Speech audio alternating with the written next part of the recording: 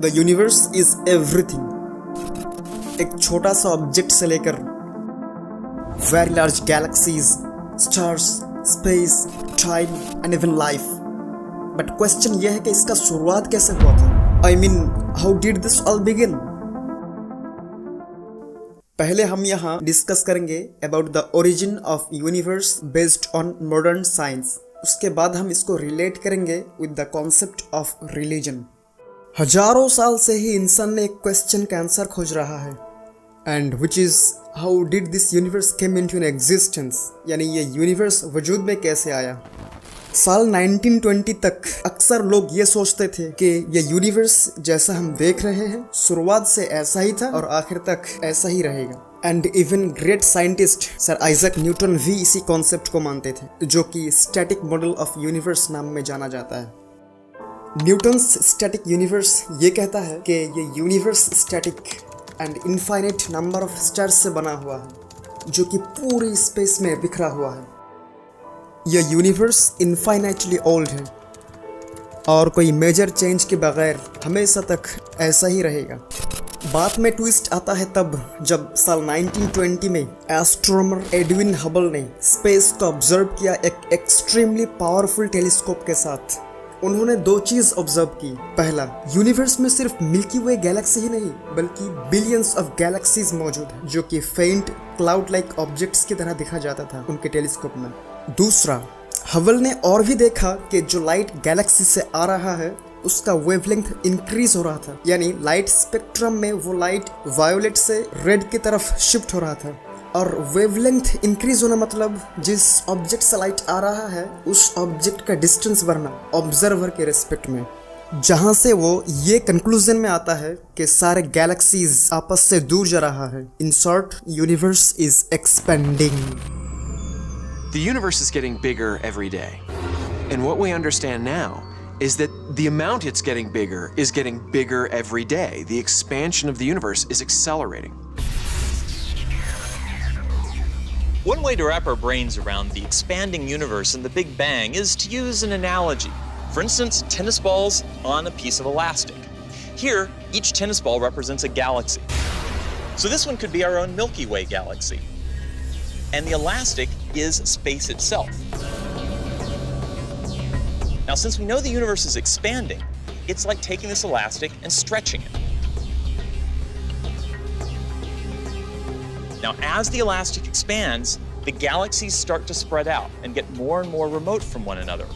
कुछ ही साल बाद बेल्जियम के एस्ट्रोनॉमर्स जॉर्ज लेमेट्रे हबल के इस अमेजिंग डिस्कवरीज को यूज करके एस्ट्रोनॉमी का एक बहुत बड़ा क्वेश्चन का आंसर दिया। वो ये कि ये यूनिवर्स कैसे वजूद में आया। उन्होंने लॉजिक लगाया कि अगर all the objects of the universe आपस से दूर जा रहा है, अगर हम टाइम के पीछे जाए तो हमें ऐसा एक पॉइंट मिलेगा जहां से ये सब शुरुआत हुआ था। That means billions of years पहले एक सिंगल पॉइंट में यूनिवर्स का सब कुछ पैक्ड था, जो कि approximately infinite density and zero volume के साथ, और एक बिग एक्सप्लोजन के थ्रू ये यूनिवर्स वजूद में आया।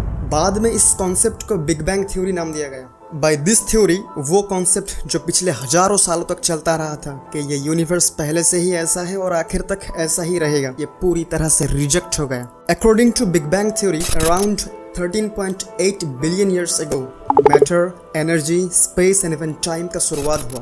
बाद में एक लंबे समय तक ये यूनिवर्स गैसियस क्लाउड की फॉर्म में, एंड इसी गैसियस क्लाउड से ही सारे stars, planets and other interstellar objects का फॉर्म हुआ। And this is the brief history of the origin of our universe.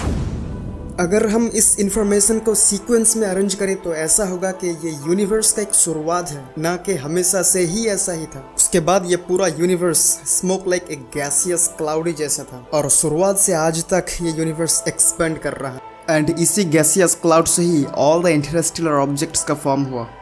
अब हम देखेंगे कि कुरान में इसके बारे में क्या इन्फॉर्मेशन दिया गया है। सूरा बकरा के 117 नंबर आयत में कहा गया है, वही आसमानों और जमीन का पैदा करने वाला है, और जब कोई काम करना चाहता है तो उसको इरशाद फरमा देता है कि हो जा, तो वो हो जाता है।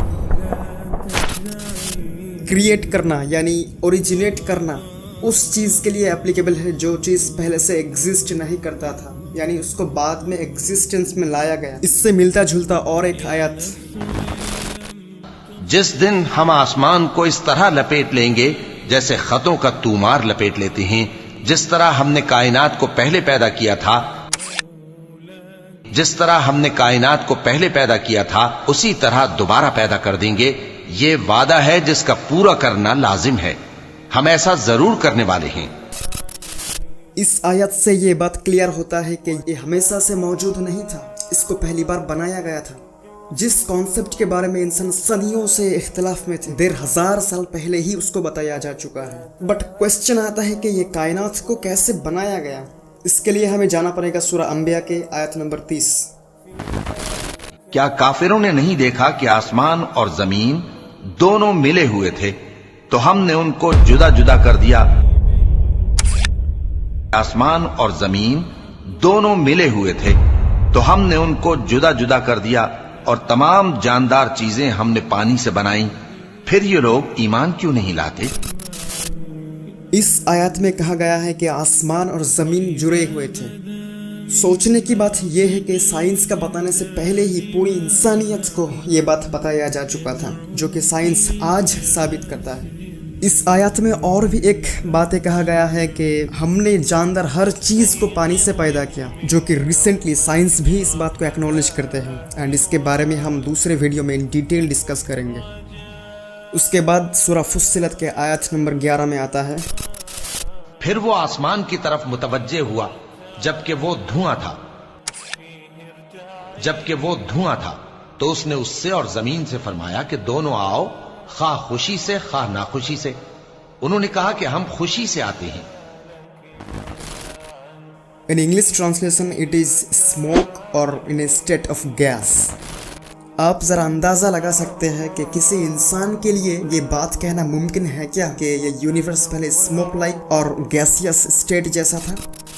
यही नहीं, और आगे सुनिए, सूरह ज़ारियात में आता है कि हमने अपने कुव्वत से कायनात को बनाया है और हम ही है उसका फैलाने वाला। In English translation, I built the universe with great might and I am certainly expanding it. यहाँ अरबिक वर्ड यूज हुआ है मूसिऊन, जो डिराइव होता है मूसी वर्ड से, जिसका स्पेसिफिक मीनिंग है टू एक्सपैंड। पहले ज़माने के मुफस्सिरीन किराम वालों ने जब इस आयत का तफसीर करते थे तब वो लोग हैरान हो जाते थे। उन लोगों को समझ में नहीं आता था कि इस मूसिऊन वर्ड का तफसीर कैसे करें। बाद में जब साइंस इस बात को डिस्कवर किया तब उन लोगों को समझ में आने लगा कि मूसिऊन मीनिंग टू एक्सपैंड, और यही है इसका एक्चुअल ट्रांसलेशन। इसीलिए कहते हैं कि साइंस का डिस्कवरी जितना बढ़ेगा, इंसानियत के लिए कुरान को समझना उतना आसान होगा। सो religion is not contradicting with science. In fact, science helps to understand religion. इसीलिए one of the most great scientist Albert Einstein ने कहा था, science without religion is lame. Religion without science is blind. Science and technology के ज़माने में scientist को universe के बारे में जितना पता चला, 1500 साल पहले किसी एक आम इंसान के लिए यूनिवर्स का इतना एक्यूरेट इंफॉर्मेशन बताना इम्पॉसिबल है। इतना एक्यूरेट इंफॉर्मेशन देना सिर्फ उनके लिए ही पॉसिबल है जिन्होंने इस यूनिवर्स को बनाया है। لك مرتعا